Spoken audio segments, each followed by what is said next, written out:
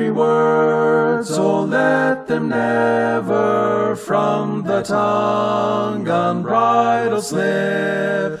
May the heart's best impulse ever check them ere they swell the lips. Love one another, thus saith the Savior. Children, obey the Father's blessed command. Love one another, thus saith the Savior. Children, obey the blessed command.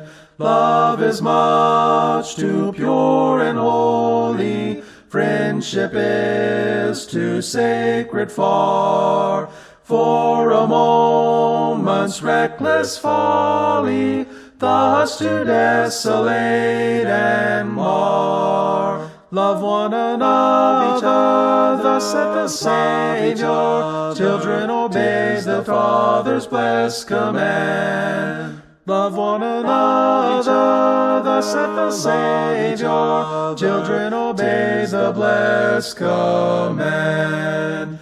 Angry words are lightly spoken, bitterest thoughts are rashly stirred. Brightest links of life are broken by a single angry word. Love one another, thus saith the Savior. Children, obey the Father's blessed command. Love one another, thus saith the Savior. Children, obey the blessed command. The passage begins here with the discussion of John the Baptist being told of the things which Jesus was doing, and specifically the raising of the widow's son. We're told that John, when he heard these things, sent disciples to Jesus, and as he sent them to the Lord, he asked or inquired of him, saying, Art thou he that cometh, or look we for another? As we look at this, we see John was, of course, in prison. John himself had said that he must decrease just as much as Christ had to increase. But we also have an interesting view of how God reveals things to people. In the Old Testament, he revealed to the prophets and the inspired writers many things that pertained to Christ.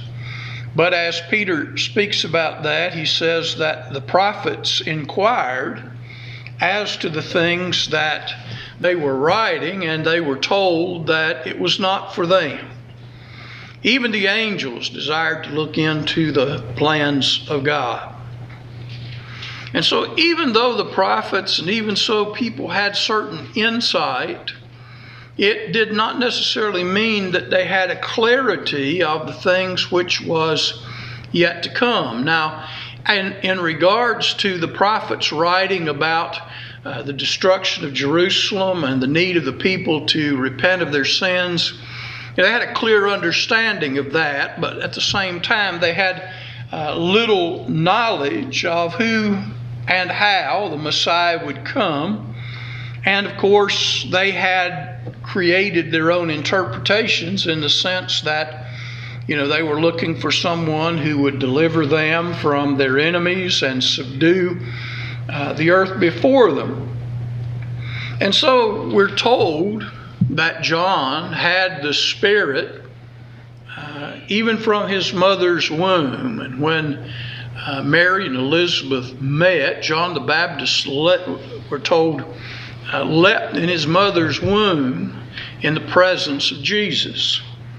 But how much did John need to know about the church?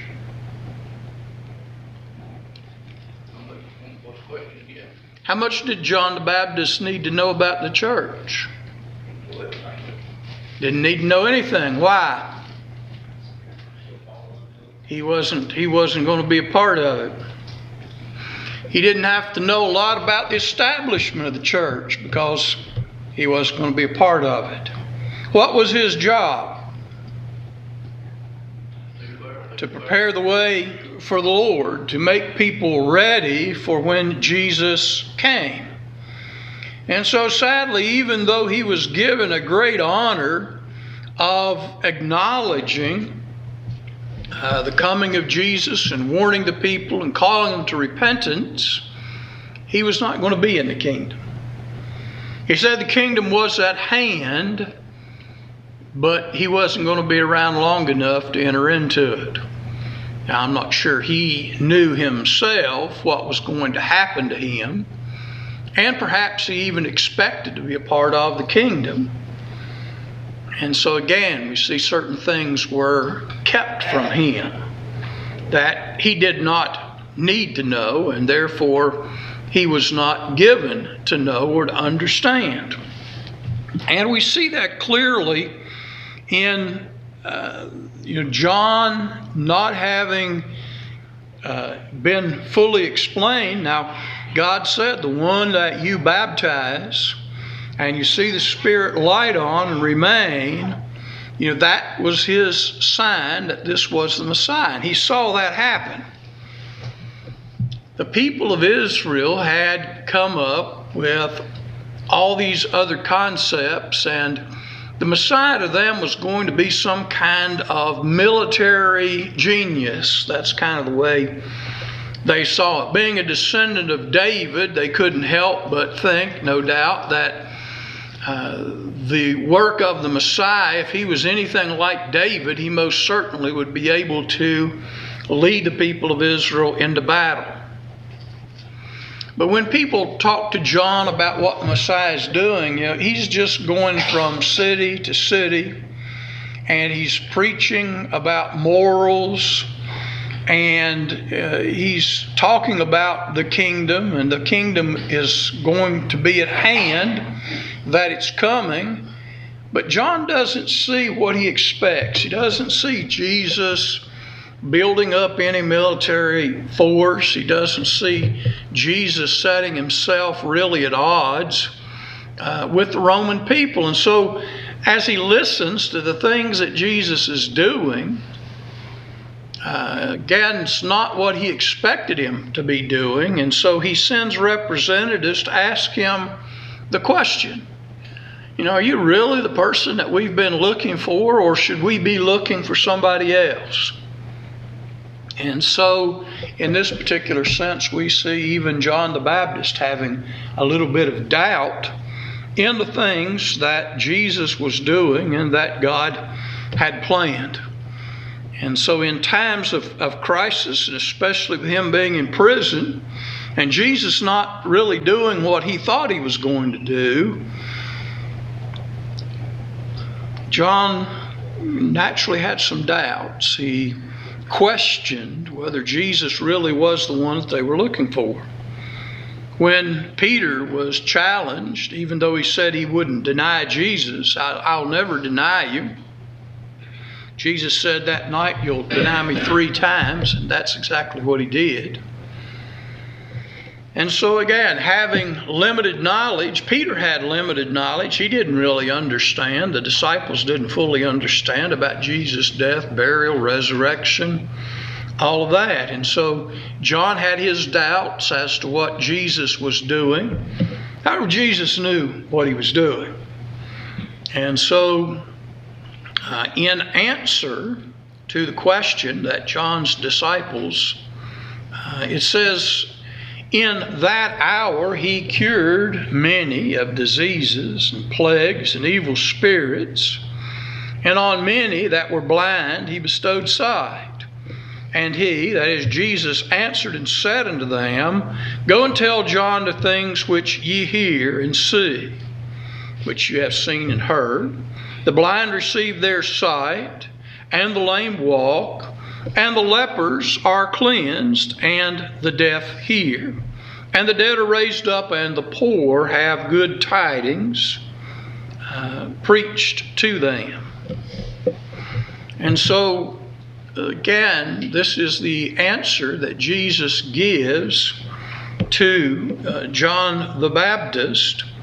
And we have a reference down here, a couple references from the prophecy of Isaiah 42 and verse 7, and 41 verse 1 through 3, that kind of lean towards what Jesus is saying to John. So it's kind of interesting. Jesus could, again, have simply said, yes, I'm the one you're looking for. Don't you remember what God the Father told you? Don't you remember what happened at my baptism? Of course, I'm the person who you are looking for and who people have been waiting for. But as is many times the case, Jesus, rather than giving a direct answer, I suppose he gave a direct answer, but it's sort of a roundabout way. You need to consider these things. And what they were to consider was about the healing of the diseases, the blind receiving their sight. Of course, the man in John, the 9th chapter, who received his sight there, when he testified to the religious leaders, said since the world began, it was never heard of that someone born blind had received their sight. And so in a way, if that man was able to understand that concept or that principle, Jesus tells John the Baptist that the blind receive their sight, the dead are raised, the poor have the gospel preached to them, the lame walk. And so these various miracles still in some ways take some thought in understanding Jesus' answer to John. Now, in a roundabout way, and I'll say this, brother, it wasn't direct, but in a roundabout way, the things that John was expecting of the Messiah was not what the Scriptures had prophesied, and what Jesus was about to do as far as establishing a kingdom was not the kind of kingdom that the Jewish leaders and many others had thought of or tried to comprehend. And so in a roundabout way, Jesus is telling John that the kingdom of heaven is not, like many people have concerned themselves with, and it doesn't and is not based upon some of the hopes that they had been concerned with, but in reality, the kingdom of heaven and the reign of the Messiah has more to do with reaching out to those who are in need, whether it's poor, whether it's blind, and even the dead. And of course, we're back to that. Not very many times were the dead raised, and not even in a resurrection sense, but even brought back to life. And so his answer to John ultimately is, and blessed is he whosoever shall find no occasion of stumbling in me. John was kind of stumbling a little bit at the concept of what the Messiah was supposed to be. And so Jesus' answer back to John was that he needed to spend some time considering what the Scriptures really said and promised about the Messiah versus what people said about the Messiah. And so in Matthew 4:23 through 24, as Jesus started his earthly ministry, it talks about some of these exact same things that were taking place. And so when the messengers of John were departed, and as they went their way, Jesus began to say to the multitudes concerning John. Now it's interesting, Jesus waits until the disciples of John have left before he starts talking about John. And it's much the same thing.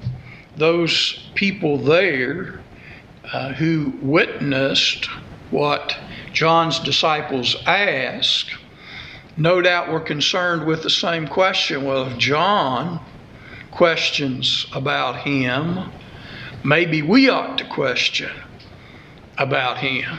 You know, if John thinks he may not be the one that we've been looking for, then maybe we ought to consider this.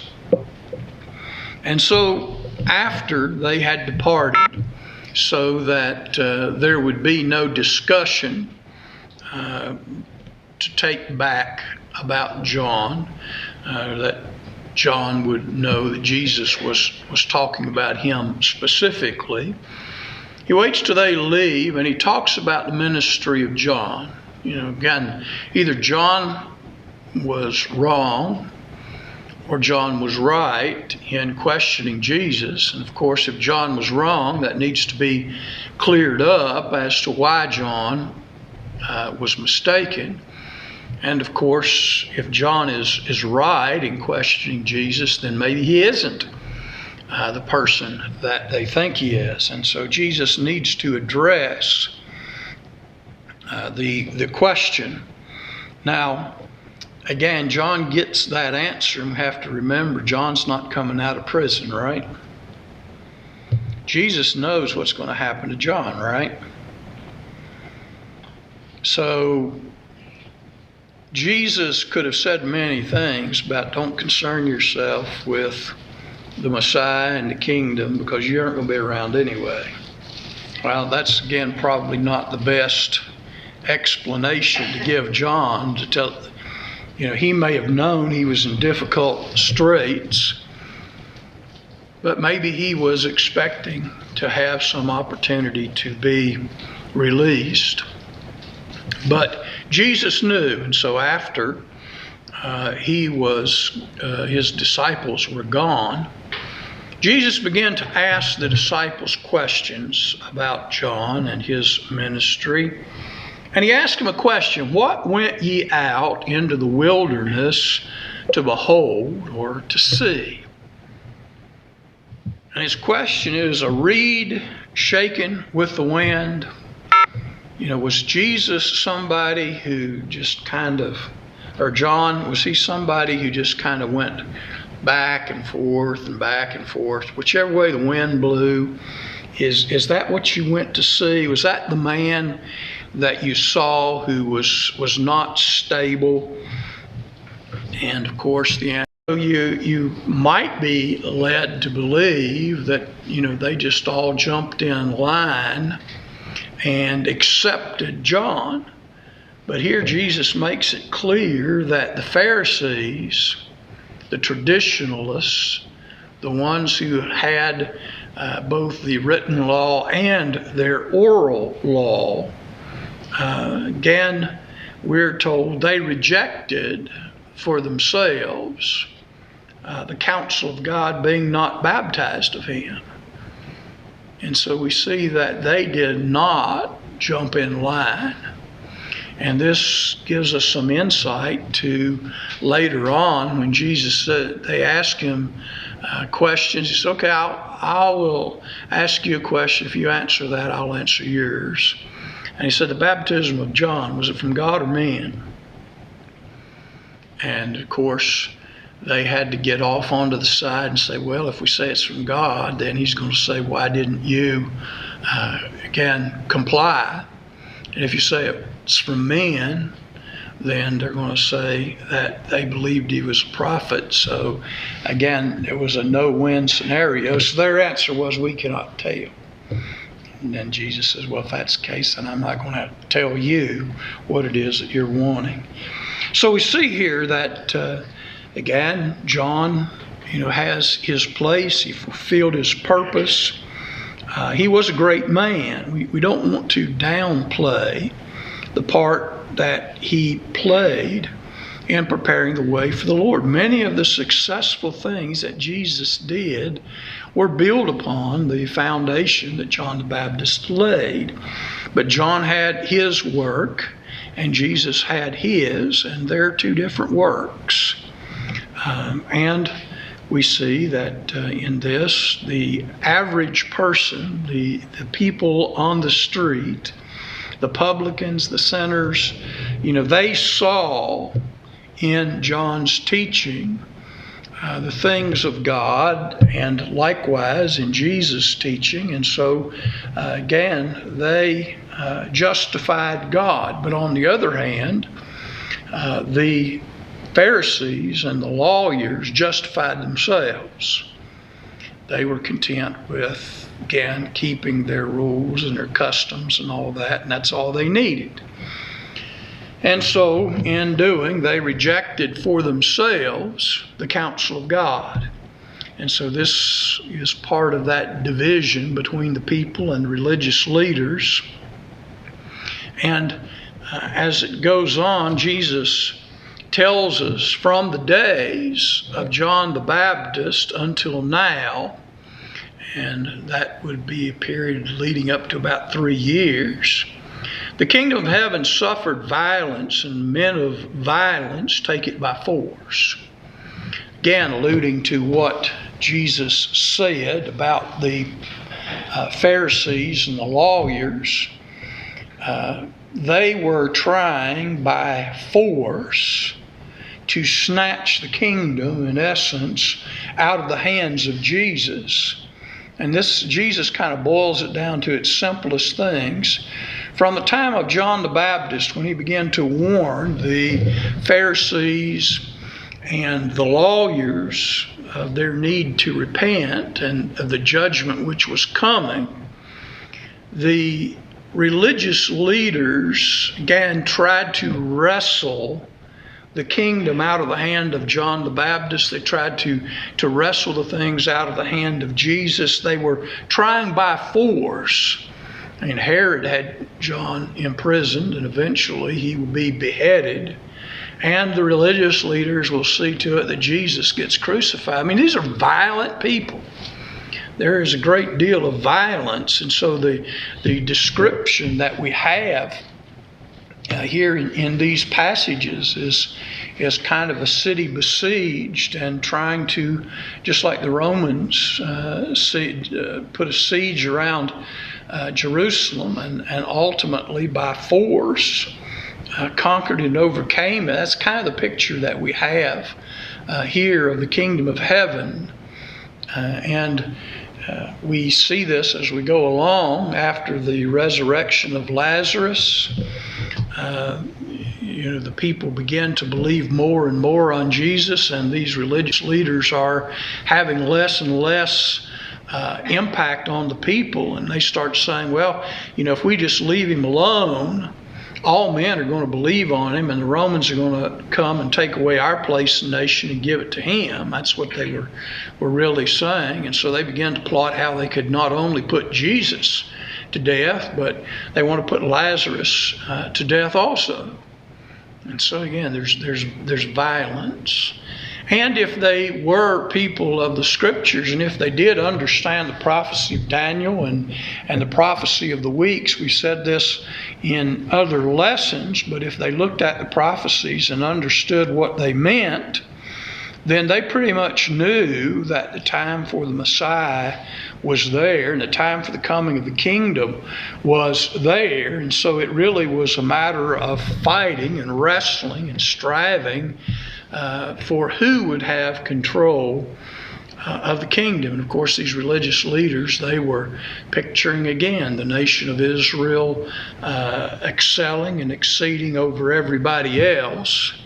And they didn't want Jesus to be the one who was at the top of the food chain, so to speak. When that happened, they wanted the Sanhedrin and themselves to be in charge of the kingdom and dealing with the authority For all the prophets and the law prophesied until John.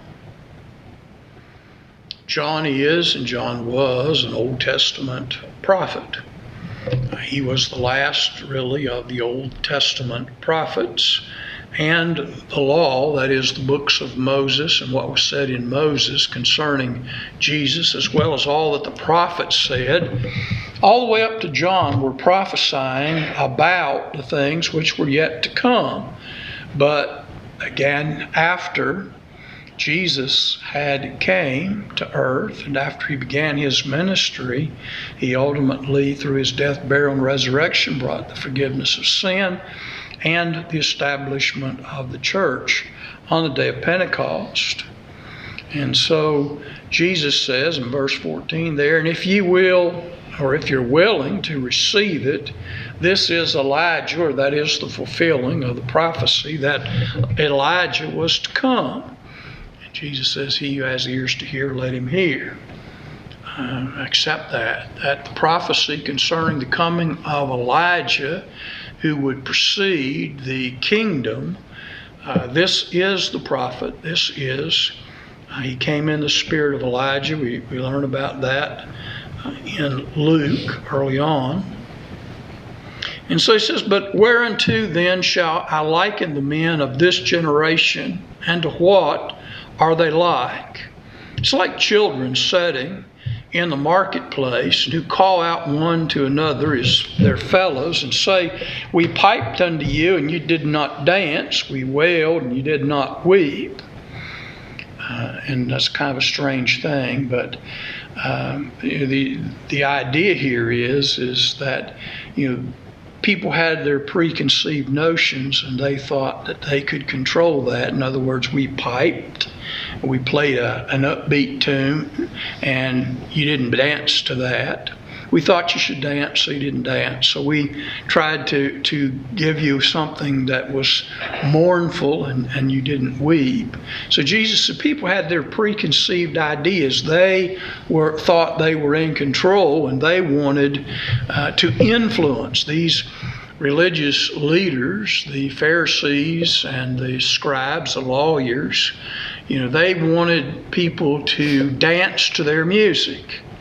And when people came along who weren't dancing, such as John the Baptist and such as Jesus, it created conflict. As long as everybody danced to their tune, they were happy.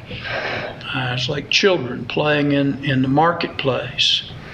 He says, for John the Baptist is come, that he came, neither eating nor drinking, that is, eating no bread nor drinking wine.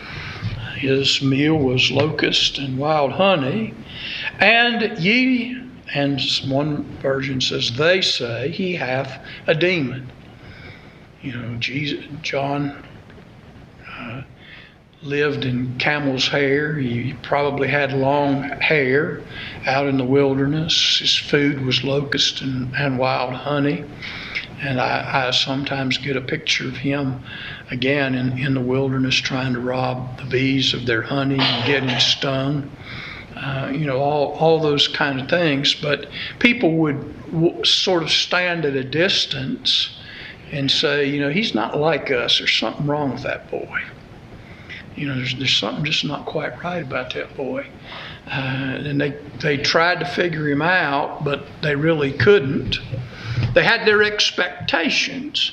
And then on the other hand, Jesus says, the Son of Man, he comes eating bread and drinking along with the publicans and sinners.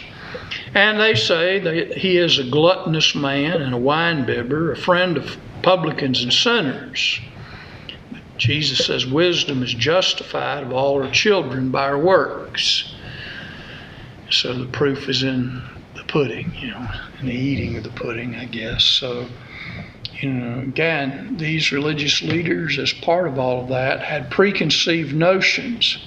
Preconceived notions can get you into all kinds of trouble. John himself had some preconceived notions about who Jesus should be, what Jesus should have been doing, and that led him to doubt.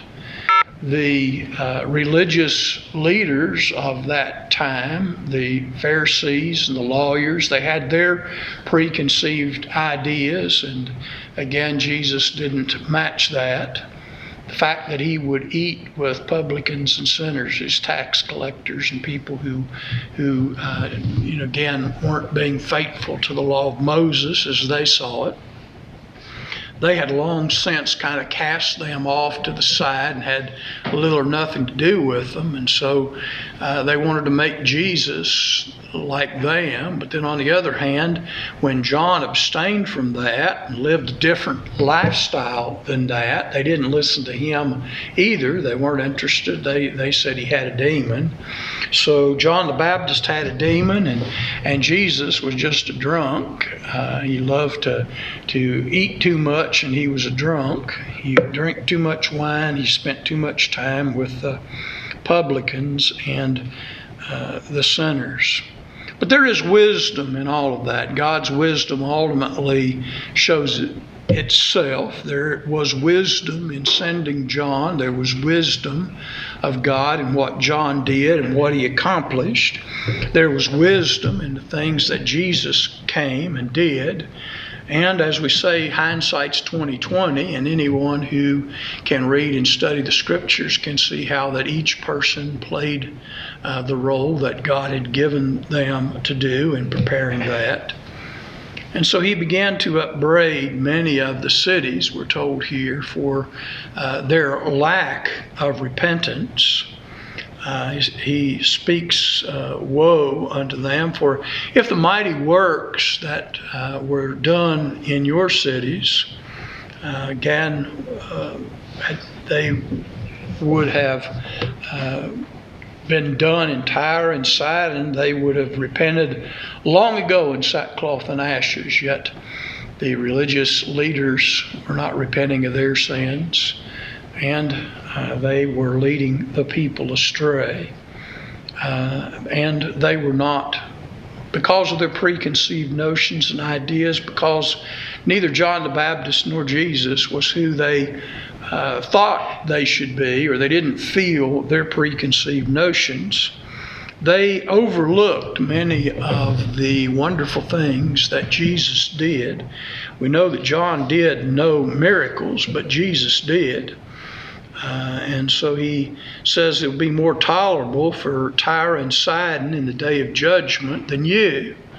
And again, it talks about the mighty works have been done in Sodom, which were done in thee. It would have remained until this day. That's a pretty strong statement that, Lot tried to find some faithful people who would listen. Of course, there was no miracles performed.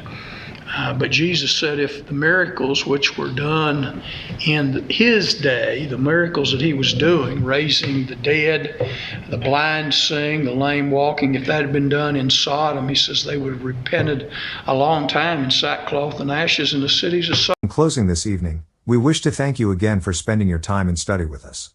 We hope the lesson has been uplifting and motivational. We encourage you to return again for our next lesson. Until then, may we invite you to visit our website. You will find many study opportunities. Our resource page has links to the Gospel Broadcasting Network, a 24/7 station with many great Christian programs and speakers. In Search of the Lord's Way, with Brother Phil Sanders. We have 2 links for Bibles and downloadable software.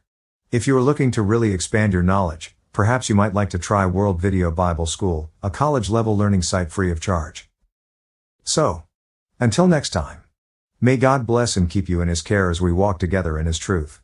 And remember, as always, the churches of Christ salute you.